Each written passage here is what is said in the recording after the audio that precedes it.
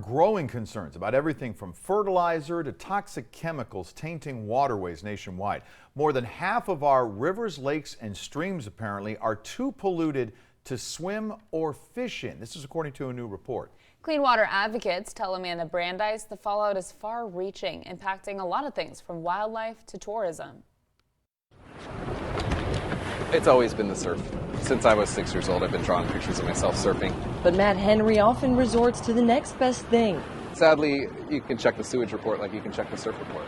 Caution signs regularly line the San Diego beach town's coast, with raw sewage flowing in from Mexico. It's beautiful out, and that water is poison, and it's a real bummer. Across the U.S. are similar crises happening within our borders. About half of American river and stream miles are still so polluted you can't swim in them safely, you can't fish in them safely. Falling short of a goal set 50 years ago when rampant pollution united Republicans and Democrats. For example, in Ohio, so much oil and debris on the Cuyahoga River that it literally was burning. Congress passed the Clean Water Act as a real landmark. Despite major improvements, Tom Pelton says pollution still plagues our waters. Fed by farm runoff and also suburban runoff, these toxic algal blooms in Florida are really causing a crisis, immense damage to Florida's reputation and its economy. A watchdog nonprofit, the Environmental Integrity Project analyzed records from each state. Lawmakers did not put any real controls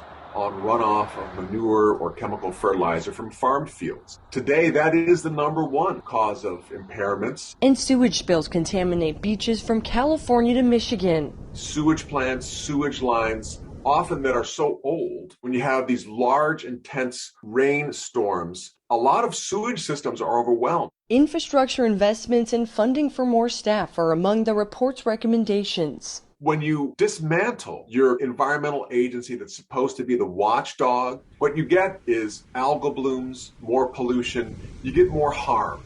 So my life policy is stay stoked, no matter what. Still motivated by the surf, Henry's encouraged by moments of progress. Don't get overwhelmed by the doom and gloom, but also don't feel like you're helpless. From Imperial Beach, California, I'm Amanda Brandeis.